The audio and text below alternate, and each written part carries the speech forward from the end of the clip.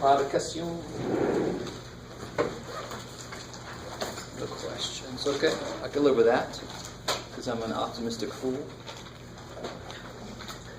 It's a good way to live life. All right, so last time we kind of, to be honest, I don't know if I said all this. I told you we went further than, we actually did some 12.6 and 12.7, but you're not responsible for that yet. We're going to formalize that later. We definitely did 12.1, 12.2. So I'm going to jump into 12.3 if there's no questions from homework.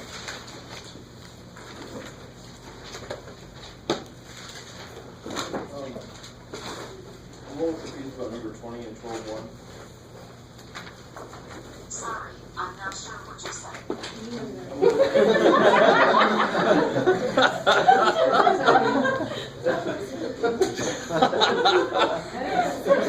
That's awesome. Siri's going to try to answer that question. I might know. Say it again. No, Siri. Because it just seems like you're supposed to write, like, what's, between 1 and 2, right? 16%, like, what's it there? So let's see. 12.1, number 20. Yeah. The graph below shows the average number of hours volunteered per week by Americans. And then it says, what's the probability the person volunteered between 1 and 2 hours a week? Oh yeah, let me see if there's anything freaky there. Between 2 and 5 hours a week. You're just copying down what's there. What they're trying to do is they're trying to make this point. If, let me see, how many guys anybody left-handed in here? Anybody left-handed? Wow, this is cool. Wait, hold your hands up. 1, 2, 3, 4, 5. I'm not, by the way. I just was showing you what to do, as if you didn't know. Put your hand up like this. And then there's 2, 4, 6, 8, 10, 12, 14, 16, 18, 20, 22, 23, 26 people. So what's 5 divided by 26? It's like 20%. All right. 1/5, 2/10, 22.19. 1.2, Okay, gotcha. So roughly 20% of the people in this room, or let's say 19%, are left-handed. So what's the probability if I pick somebody out at random? Just picked one of you guys at random. Y'all ran around, I was blindfolded, and I reached out and grabbed somebody. What's the probability that that person is left-handed? It must be 19%. So that's the point they're trying to make. It's kind of, so you do feel like you're just copying the numbers down, but they're really trying to make the point. If 20% of the people are this, there's a 20% chance that you'll get somebody who does that. Cool. So they're the same. Percentages and probabilities are very intimately related. It's just that percentages can go above 100%. Of course they can. Not just give 110%, but actually you could have a 300% increase over the last year. That's totally possible. It makes mathematical sense. But a 300% chance of something happening makes no sense whatsoever. Right? It's so going to happen. It's going to happen like 3 times at 1. What's that mean? Right? So you guys with me? So they're just trying to make that point. You're right. Anything else from homework? Okay. All right. So we did 12.1 last time. We did 12.2 basically. Before I get too far, let's see. Look at this problem here. Let's say there's a traffic light. Just a little review of 12.2 before we move on. And it's red for 25 seconds. Yellow for 5 seconds, and green for what seems like 2 seconds, but 55 seconds. Right. And you turn the corner, see how they put it. What's the probability that when you come up to this light that it's green? I don't know if you can read my chicken scratch up there. 25 seconds, 5 seconds, 55 seconds. So what's the probability that it's green? Really the same, what's another way to say that is, what percentage of the time is that light green? So see, I love the way that we use this symbol in mathematics for probability, because you can also read that as the percentage of the time that it's green, the probability that it's green. They actually both mean the same thing. So what percentage of the time is it green? How'd you get there? How much total time are we talking about for a full cycle? 85 seconds. Yeah, 85 seconds. So 85 is the total, and out of that total, how long is it green? 55 seconds. So remember, the bottom of a probability is always a total that it could be, is a weird way to say it for this, but the total, and the top is how much matches what you're looking for. So there's 85 seconds total, and 55 of those seconds, they're green. Yeah, how are we doing so far? Is that cool? All right. But again, I would say the probability that this green, what'd you say, was 64.7. 64.7%, or the percentage of the time that it's green is 64.7%. It's just our perception that says, no, Jeff, that doesn't feel right. All right, cool. So that's empirical probability based on observations. We can observe this happening at a stoplight. Okay. So 12.1 and 12.2, there's none of the or stuff, there's none of the and stuff, there's none of the given stuff that we did last time. If you weren't here last time, everything I just said probably didn't make any sense. But if you were here, you understand. But that stuff that's coming up in 12.5, 12.6, 12.7, that's all later stuff. But it just made sense to do it right then because it's the same idea. So today I want to focus on odds. And I wanted to pull up, but thankfully, I don't bet on the horses. Anybody here bet on the horses? A little bit, just for fun sometimes? I had a friend who was really into it. And he'd like make $3,000, but he wouldn't be happy because the week before he lost $5,000. I'm like, I don't have enough money to be playing like that. But I wanted to pull up. That's great. It's going to take too long for that thing to wake up. For a horse race, you'll see like, what's your favorite horse name? We got Sea Muffin. Just to not take some Sea Muffin, and then we got Excalibur. Right. So let's say that Sea Muffin, the odds are 8-1, and for Excalibur it's 7-2, and then there's several more horses and so forth. What the hell does that mean?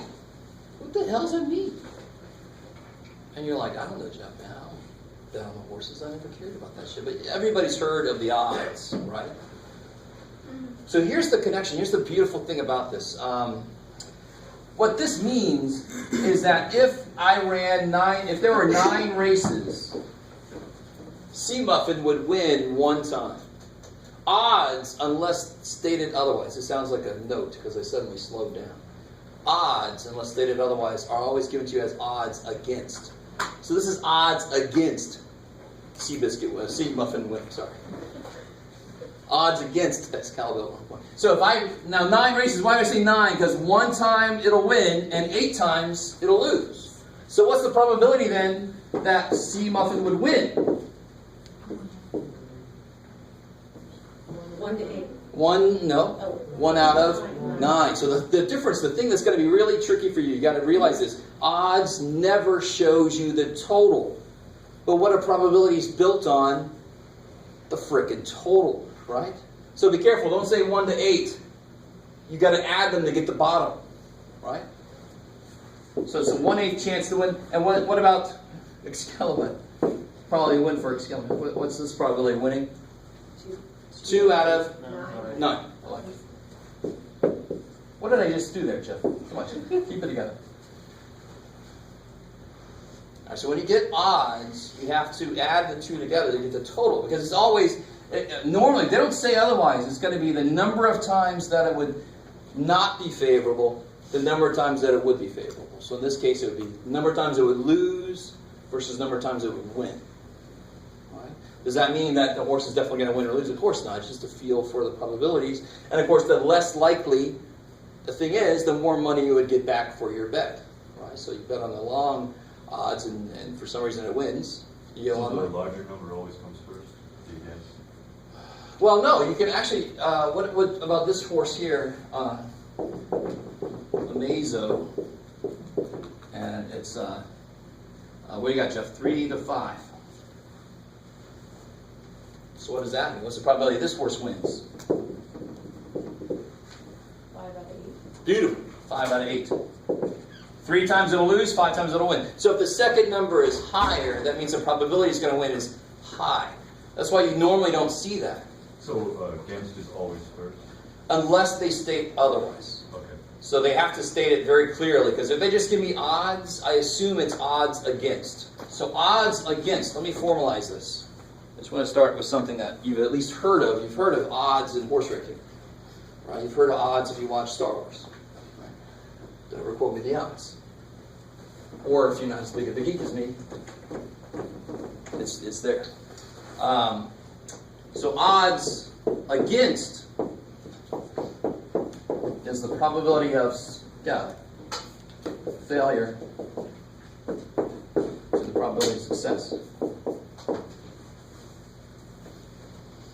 And to be really honest, let's do a specific example. Let's do a concrete example. Right? Let's say roll a die. What are the odds against a 2? Now, this is a normal die, right? This is not a Dungeons and Dragons die. 22 sides or something. Odds against a 2. So how do you put that together? Personally, the way I would do it is, what's the probability that I get a 2? 1 out of 6. So that means when I put the odds together, if I did this 6 times, how often would it not be a 2? 5, right? So watch. So what's the probability? This means the probability says, what's the probability that it's not a 2? That's the probability of failure, right? 5 out of 6. So if I do this formula exactly the way it is, and I'm going to show you that you don't have to do that, thank God. But if you do it exactly the way it's written, probability of failure would be 1/6. Probability of success would be 5/6. So the odds, we normally don't write it as a fraction, would be 1 to 5. What did I do?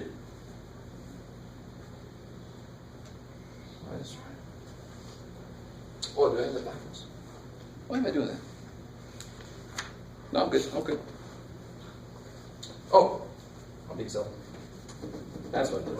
So probability of failure, my bad, is 5 to 6. Something didn't feel right. And the probability of success is 1 out of 6. Is everybody cool with that? Excuse me for that. So 5 out of 6 times, you're going to not get a 2. So if you're looking for 2s, you're going to fail 5 out of 6 times. 1 out of 6 times, you're going to succeed. So why do I not have to do that? This is kind of silly. Because really what's going to happen is that's going to always cancel. See, the bottoms are going to cancel. That's why totals never show up in odds, because the bottoms cancel. So then this would be 5 to 1. That's better. So how can I get straight from here to there? Well, I'd say rolling a die, there's 6 sides. 5 of the sides are not 2. 1 of the sides is 2. 5 to 1 odds. Bam. Do you guys see that? If you don't see that, you can certainly do it by the book. Figure out these probabilities, make the ratio, kill the bottoms. You could do it that way if you want to. But hopefully most of you guys should be able to see how to get straight to there. All right? Okay, cool. Let's do this. Let's say I have a bag with 7 green poker chips, 8 blue poker chips, and 3 white poker chips. What are the odds against a blue poker chip? So against would say that whenever I say odds against, you start with bad news. If you're looking for blue, what's the bad news? How many are there that aren't blue? 10 are not blue. How many are blue? What do you think you could do with this? Reduce it. So 10 to 8 is the same thing as 5 to 4. Cool. Kick ass. Maybe. Now, real quick, on this, a little side note. You could do 1B. This is 1A. What's the probability that I get a blue poker chip?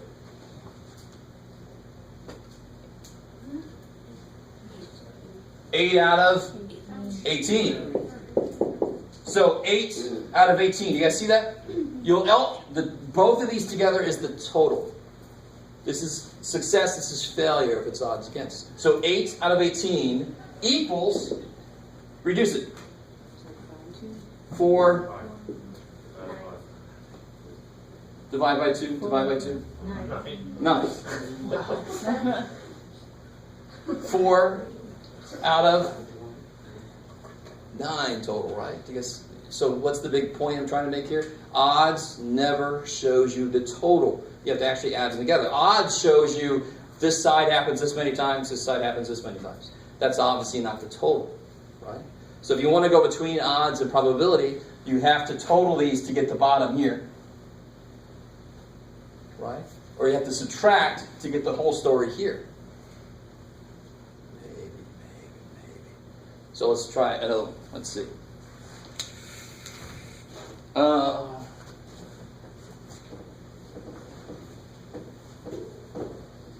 Let's keep going with this example here.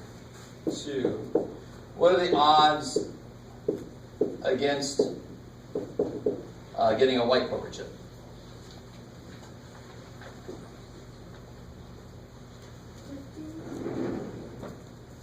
Good. So if it's against, you start with the bad news. If you're looking for white, it's bad the fact that there are 15 that are white, but how many are white? 3. And you can reduce that to? 5 to 1. And again, 2B. What's the probability to get a white poker chip? 3. Out of 18. Which reduces to 1 to 6. So 3 out of 18, 1 out of 6. So the probability is always directly related to the odds. You just never see the total in the odds. So if there are in a room, there are 28 women and 35 men. What are the odds? You can spell Jeff, there you go. Against selecting a woman. If I pick somebody at random, what's the odds against selecting a woman? See, what are you doing? You're doing work. You shouldn't have to do any work. 35 to what? 28. Do you guys see what just happened? Do you understand? Why did we have to do work over here? Well, we had to add them together and stuff. But I didn't. All I had to do. The reason I had to do work over there is because I gave you 3 groups. That's all, right? But if you only have 2 groups, the odds are going to contain both of those numbers. It's never going to contain the total. Now, if I ask you what's the probability that I pick a woman, what's that? Now you have to think. What's on the top? There's 20 women. Good. No. Because what's the probability always need on the bottom? The total. 28 match what I'm looking for out of a total of 63. I really want you guys to understand this. And that's going to reduce. I don't know if you see that. Right? So the probability always has to have the total underneath. Otherwise, if it didn't, what's the probability of a man? Would you say 35 to 28? Greater than 1 chance? So all I gotta do is walk past the room and suddenly there's a dude just appears because it's a more than 100% chance I'll pick a dude. So even if I don't pick one, boom, there's one there anyway. What does that mean? It doesn't make any sense. Do you guys understand? So the bottom has to be the total. So it's beautiful. If they don't give me the total in a problem, it's set up perfectly for odds. Because odds don't give a shit about the total. They just care about how many match what you're looking for, how many match don't match what you're looking for, right? Probabilities care about what the total is. It's this many out of a total of this that could happen. All right, maybe.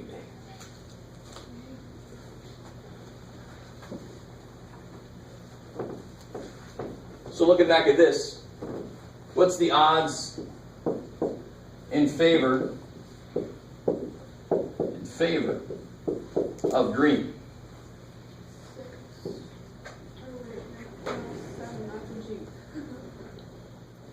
So see? 7. Oh, sorry, yeah, that's a G. 7 to 11. 7 to what? No, come on now. No, you're right. Oh, I'm sorry. Look at that wrong. 7 to 11. My bad. I was adding 7 in. So 7 are green. 2, what's not green? There's 11 that aren't green. I like it. And of course, it was in favor, so that means the good news goes first. Or how do I say it? It's not really good news. It's just what matches what you're looking for goes first. For odds against, it's what doesn't match what you're looking for. Right? So odds in favor of green is 7 to 11. So what's odds against green? 7 over 11. No, odds against green. 11 to 7. Kick ass. See, that's if you know one of them, the other one's just turn it around. It's got to be, right? If this is the total number of times it's going to happen, and this is the number of times it's not going to happen, and against once it turned around, well, just turn the damn thing around. Okay. That's really all there is to odds. Let's see. Did they give it to you in a freaky way?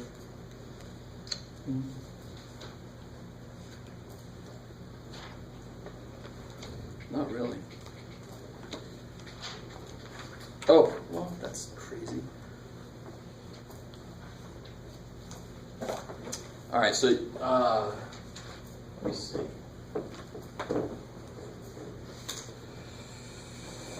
Now, every now and again, they're going to have card questions. How are you guys with cards? Anybody really not good with cards? You know how many suits there are? So in cards, there's 4 suits. What are they? Spades, clubs, hearts, diamonds, horseshoes. No, that's lucky. These 2 are black. And these 2 are red. All right, cool. I like it. How many total cards are there? 52. That's crazy. Which means how many total cards in each suit? Good. Just divide that by 4. All right, how are we doing so far? So how many queen of diamonds are there? 1. There's only 1 queen of diamonds. How many queens are there? 1 of each suit. I love it. Kick ass. And they actually have all the cards laid out in the book, in an image in the book. If you're no good with cards, right? Or you can look it up on the internet, or actually get a thing of cards. Right? So let me ask you this question. Let me start with a probability question. If I take 1 card, what's the probability I pick a club? 1/4. All right, let's build our way there. I like the way you think. Does anybody else have a slightly different answer that's going to become that anyway? 13 out of 52. I love it. Interesting. All right, so because how many cards are clubs? 13. And how many cards total? 52. But another way you can look at it is how many suits are there total? And out of those suits, how many are clubs? 1. But what does this reduce to? 1/4. So I love it. When a probability reduces, very often that means there's another way to look at it. There's another way to look at the problem. Maybe. Just like this question, let's probably pick a red card. Well, how much of the deck is red? Half of it. Or you could build it. You can say how many cards are red? 26. Out of how many total cards? Which still reduces to 1/2. Right? There's 2 colors spread equally. One of them's red. So 1 out of 2. So you got 2 different ways to look at it, but they both mathematically are the same thing. So math goes, whatever, dude. And we go, oh, they mean something different, actually. All right, cool. Don't make too big of a deal out of it, but it's interesting if you think about it. So what about odds? What are the odds against getting a club?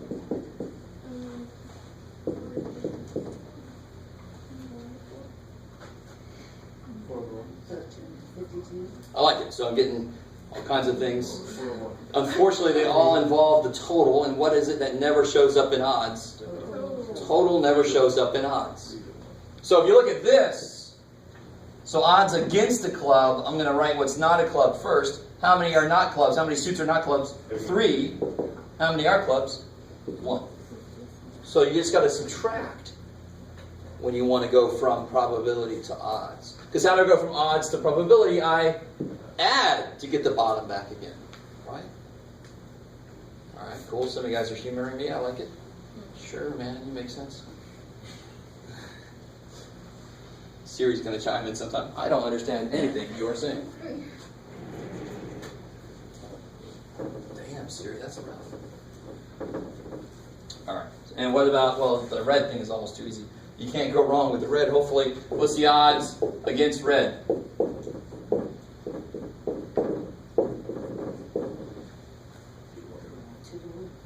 What is it that never shows up in odds? The total doesn't show up in odds.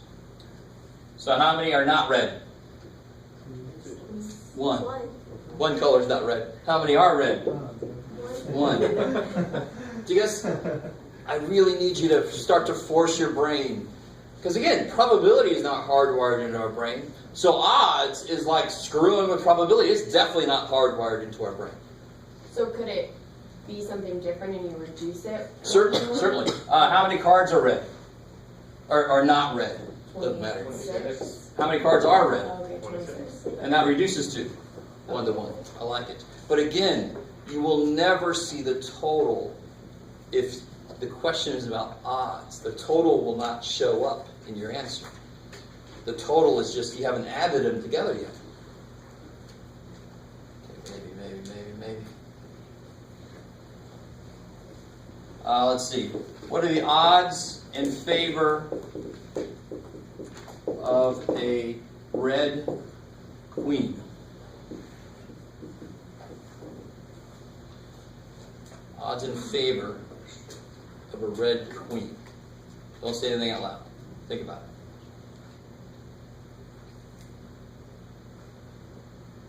So in favor of. So what would have to go first? The number that matches what I'm looking for, right? So how many red queens are there? 2. There's 4 queens. 2 of them are red, right? Because 2 of them are black. So there's 2 red queens. How many cards are not red queens? 50. Or you can just say, what's the total number of cards minus what you've already written down, right? Because they got to make the total when you put them back together, as long as it hasn't been reduced. Is that cool? So 2 to 50, and that reduces to 1 to 25. I like it. So what's the probability of a red queen? You have 2 red queens out of 52 cards. Add these together to make a probability, and that reduces to 1 out of 26. 1 to 25. Add them together to get the bottom, right? So when you reduce a probability, it's related to reducing odds. What do you never see in odds? The total. Kick ass. Right. Okay.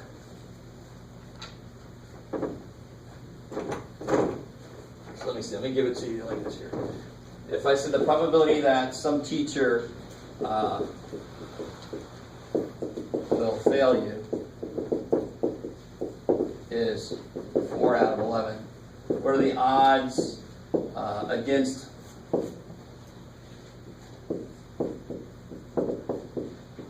fail? Oh, that's a hard. All right, I like it. Think about that for a minute. Don't say anything out loud.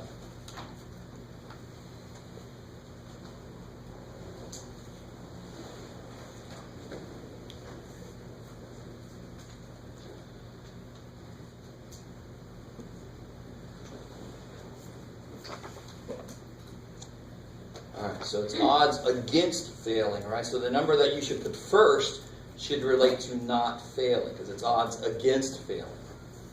So if it's 4 to 11, what 2 numbers are going to show up in my answer? It's got to be 4 and the rest, right? You just got to figure out, is it 4 to 7 or 7 to 4? You got 50-50 chance, right?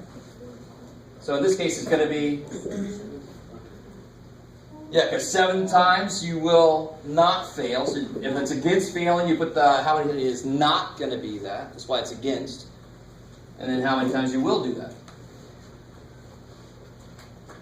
Okay. It's not horribly difficult. It's just really making your mind looking at it correctly.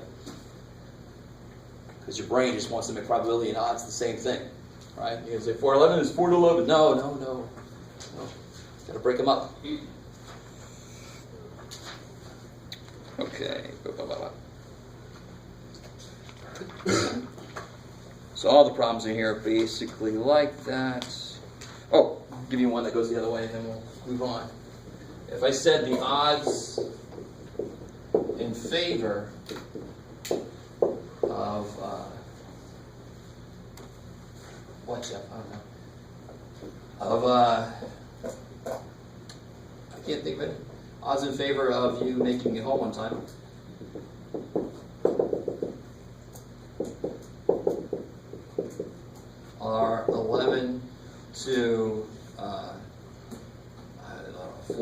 41. Then what's the probability that you don't make it home on time?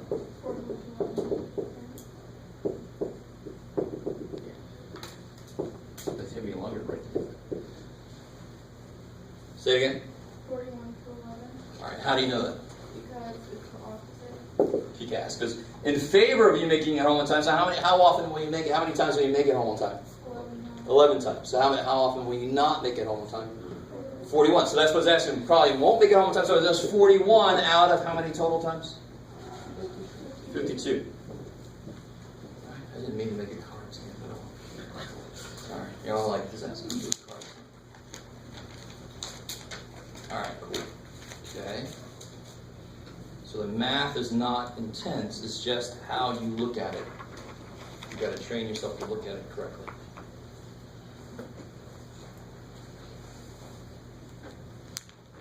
Okay, I think that's all the weirdness there. Okay, cool. So let's look at 12:4.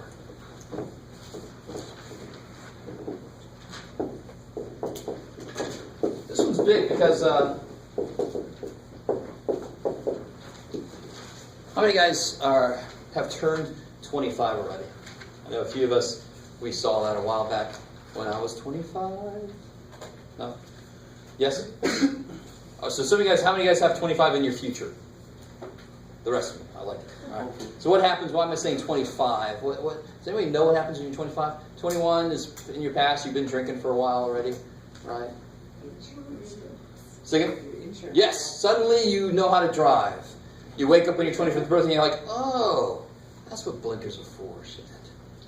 Right? Because all of a sudden your insurance drops, your car insurance drops. Right? It's a beautiful thing about age 25. So in between 21 and 25, somewhere in there, I forgot how old I was because nothing major happens when you're 23.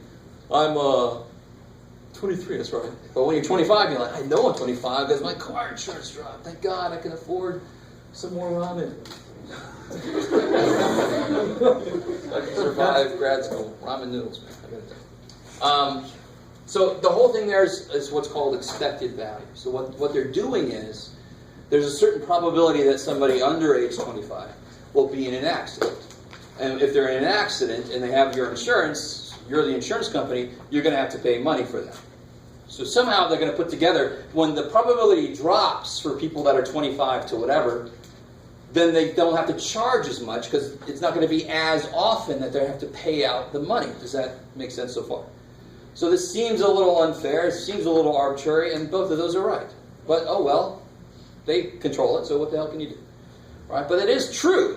The statistics don't lie, but why did they cut it at 25? Because that was the place where the change actually happened the biggest between the groups. I don't know if it's still true to tell you honestly, because it's been a long time that it's been that way. So what they use is something called expected value. So let me come at this idea in a different kind of way. What do you say, Jeff? Let's say I had this group of numbers here. I can give it to you the same way I give my stat students. 4, 7, 8, 9, 10. That'll work. I like it. Kick ass. So expected value is another name for the average amount of something. So if the insurance company can figure out the average amount of money they'll have to pay for a certain type of person, you guys with me? Then they know what to set their premiums at, so that if this is the expected value they have to pay, they're going to set the premium there, so they can make this much profit. Are you with me? So then if your expected value goes down because you suddenly turn 25 and you understand how the brake pedal works, then they can charge you less and still make a decent profit. How are we doing so far? This is the reality. This is the truth. This is what's happening behind that. So all it is finding the mean. Now, how would you find the mean of these numbers? And then I'm going to turn it on its head a little bit. That's crazy. So you'd add them together, and then divide by how many there are. All right, so everybody understand? Everybody knows that? I love you guys. You're all like, look at answer that question. It's too easy. Give me a harder one. So I'm going to do it in a smart way. I'm going to say there's 4 ones, and there's 3 2s, and there's 1 3, and there's 2 4s. Is that cool? Smart way to add them together, right? Because there's repeats. All divided by 10, because there's 10 numbers. Kick ass. Now, just to go with me, I want to show you why the math works, and then I'll quickly show you why you can't always do it this way, because I always have students say, well, we just do it that way all the time, because you don't want to. Trust me. You want 1,000 numbers in a list? Not me. This is just 10, so it's all right. Now here, I could go this way. I'm not going to go this way, but just for a second, I am sort of going to go that way. This would be 4, 10, 13, 21, Sarah? Divided by 10 is 2.1. So the average is 2.1, but I can package that a different way. And at first you're going to be like, you math people playing with numbers, leave the rest of us alone. I'm like, no, come on. There's a reason. So I'm starting with an easy example, only 10 numbers, right? And then I'm going to learn some math, and then we can apply it to a situation where there might be thousands of numbers. And I don't want to add every one of them individually. I want a freaking shortcut, please. Shortcut here now. Thank you. So another way to look at this, isn't this the valid way? 4 tenths times 1 plus 3 tenths times 2. Is this different mathematically? You guys see what I'm doing? See it, yes. Understand it. But I mean, that's simple, right? Is that cool? Algebra tells us we can split this up. That's being divided by 10. That's being divided by 10. It's like Oprah math. Thank you. And this is 0.4 times 1 plus 0.3 times 2 plus 0.1 times 3 plus 0.2 times 4. Because what percentage of these are 1? What percentage of the numbers are 1? How many of the numbers are 1? 4 out of how many numbers? 10. So what percentage of the numbers are 1? 40%. Kick ass. So 40% are 1s, plus 30% are 2s, so forth. Right? This is how you calculate your average, by the way, in my class. So if you look at the syllabus, your tests, I can't remember what, I can tell you, like 50% for tests, 20 or 25% for homework, and 20% for the final, something like that. You guys kind of with me? So, by the way, what are you getting here when you add these together? What's 0.4 plus 0.6 plus 0.3 plus 0.8? That's 1 plus 1.1, which is 2.1. Of course it's the same thing, right? Because it did the same math. So here's what I mean. Let me show you 2 examples using this type of math. Let's say there's a course where 50% are tests. Your grade is made with 50% of tests, 20% homework, and what do you guys left here? Good job with the math. There you go. 30% are finals. Final. So say you made, you had an average of 81 on the tests. The homework, you said homework, there was homework due, so you got a 35 on homework. And then let's say the final, you had a decent day and you got an 88. So now you want to know what your average is. Thank God you don't just add these 3 and divide by 3. Why would that so desperately suck? Or should I do it that way? I'll do it that way for you. Yeah, if I add them and divide by 3, I'm assuming that they're all equally weighted. But they're not equally weighted, right? So it should be 0.5, 50% of your grade is made up of 81. Plus 20% of your grade is made up of 35. Plus 30% is made up of 88. So somebody help me out with a calculator out there.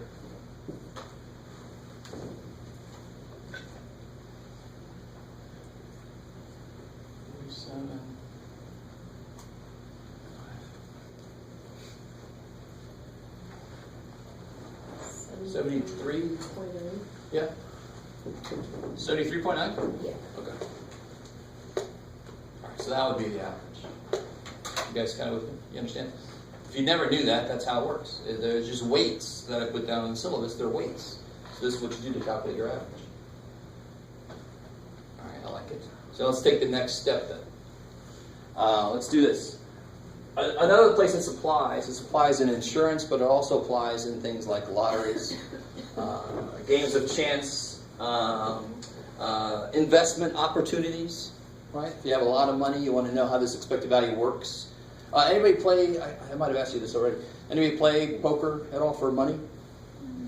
Anybody? You're all like, dude, we're students, man. You gotta have money to bet money. Last time I checked. Oh, and I might bet bottle caps. Let's see. Where do I go? Oh, so let's say we had a lottery somewhere where tickets cost $2. There's going to be, you can do it, Jeff, 500 total tickets sold.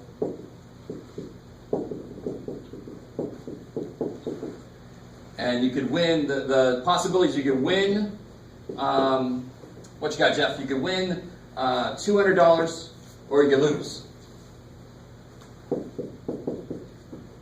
Are you guys with me so far? So there's only two outcomes here. So you're going to buy one ticket. You can either win or you can lose. Now help me out here. If you did win $200, did you just make $200? You guys understand that you didn't? What did you just make net?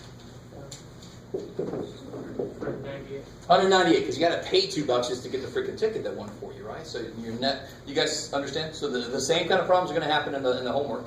You can say it costs $10 to play, you make $190. Now, no, I made $180. You got to take the cost to play off. So what's the possible outcomes? You could win $198, or you could lose, and what would happen if you lost? You don't make anything, so you're out $2. So what would you put here? -2, kick ass. You put +2, suddenly you're making $2, and the game looks a lot better than it should. All right, cool. I like it. Now, what do I keep doing here? I keep taking these percentages, and percentages are sort of the same thing as probabilities. Probabilities are certain types of percentages. And I multiply the percentage times the number, plus the percentage times the number. So I've got numbers here relating to outcomes. So I've got the numbers. Now next to it, I just have to put the percentages that represent the probabilities of each of those. So what's the probability that I make $198? What's the probability that I win? 500 tickets sold. How many tickets win? 1. So what's the probability I got that winning ticket? 1 out of 500. I was hoping nobody would say 499 to get the odds thing going on, but right. So it's 1 out of 500 chance that you're going to win. So what's the chance you're going to lose?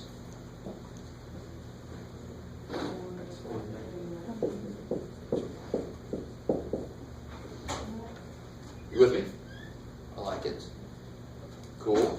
So what do? You take the numbers and you multiply them by the percentages. In this case, I figured the percentages out by probability. What percentage of the time will this happen? This much. So we're sort of making the formula here. So what's the formula going to be? It's going to be x times the probability of x. Why do I use the letter x? Because it's the same thing as algebra. It's able to take on a lot of different values. It's the thing that takes on all the values that could happen. So somebody help me out. What's 198 divided by 500? We're going to multiply those together. So you got 198 over 500. Oh, what would that be? 396, 39? 6? 39.6? No, if it's out of 500, you just make it out of 1,000, because then it's just moving the decimal places over. So I just had to double this and then move the decimal place over. Anyway, so the more you know. So it's, of course, -2 times this.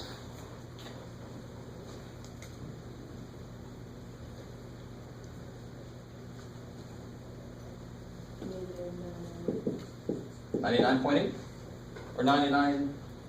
Did I do it wrong? 998? No, it can't be 9. Is it? Yeah. You get 998 and you have to divide it by 5. Yeah, divided by 500.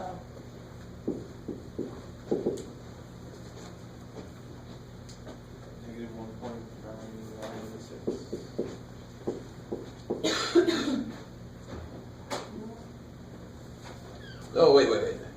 Yeah, that's right. Oh, this was 39.6%, right? Isn't it 0.396? So we have 198 divided by 500, 0.396. I made it a percentage. I don't know why.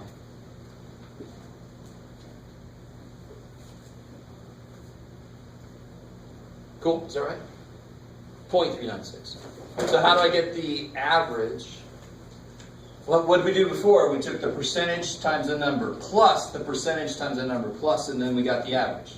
So here's the percentage times the number, here's the other percentage times the number, I add them together. And when you add those two together, what do you get? Add those two together, what do you get? Negative 1.6. Cool. So what does that mean? All right, so this is what it means. This is an average. So on average, if you play this game a lot, so here's two ways to look at it. If you play this game a lot, you can expect to average a loss of $1.60. So if you're an entrepreneur, if you're a business, if you're somebody who invests in companies, and you do an analysis and you see that, you get a negative expected value. Stay with me now.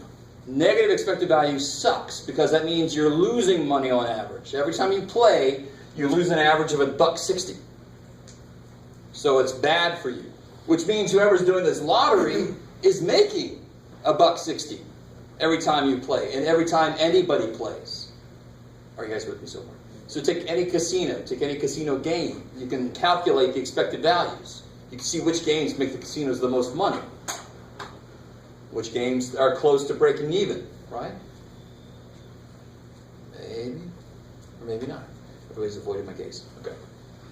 Another way to look at this, I think I snuck this in there, was if a lot of people play, then they lose on average $1.60. Right? So now help me out. Let me see if this works out. Let's say they sell all their tickets. They sell all their tickets. So how much money is that they got coming in? $1,000. Crazy. And how much are they going to pay out?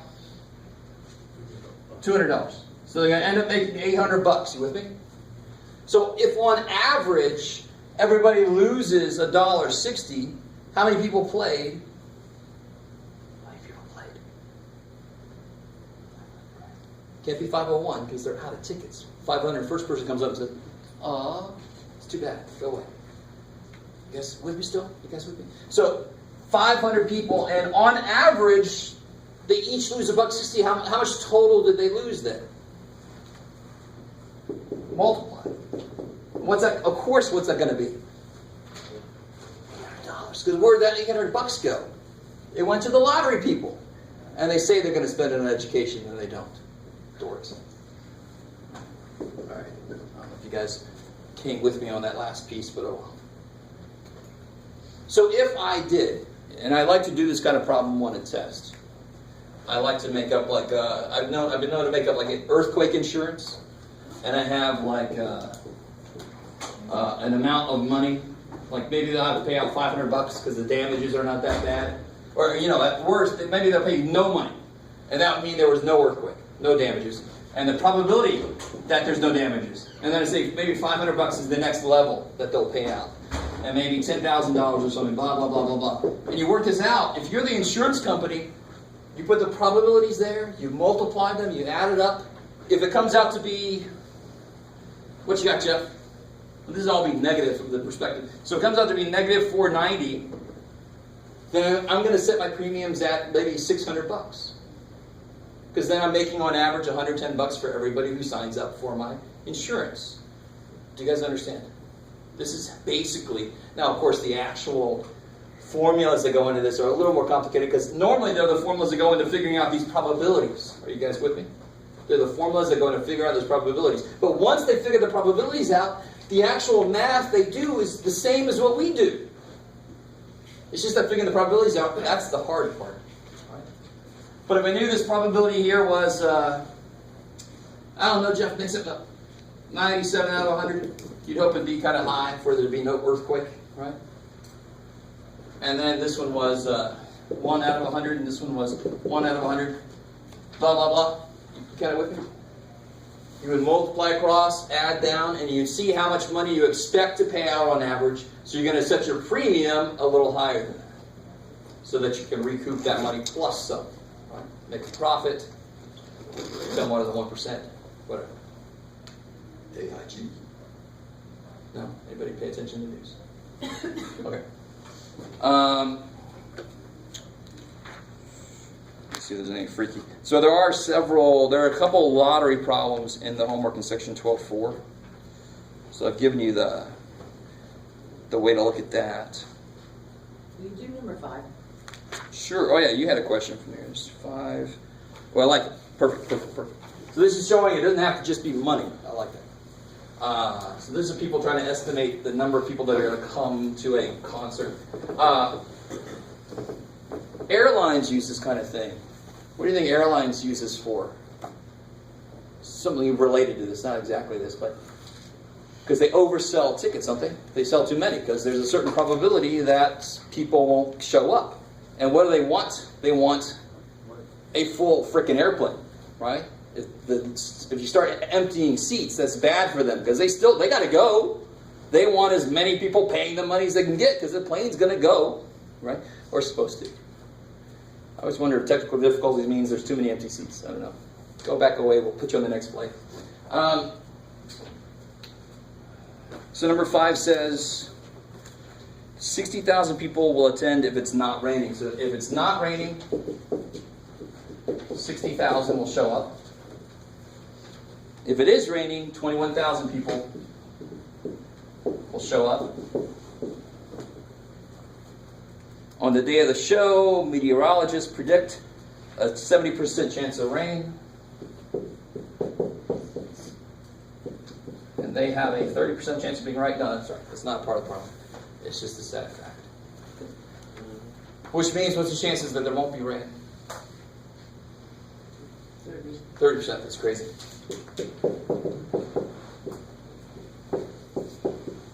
So can you see how this little setup really helps kind of organize things?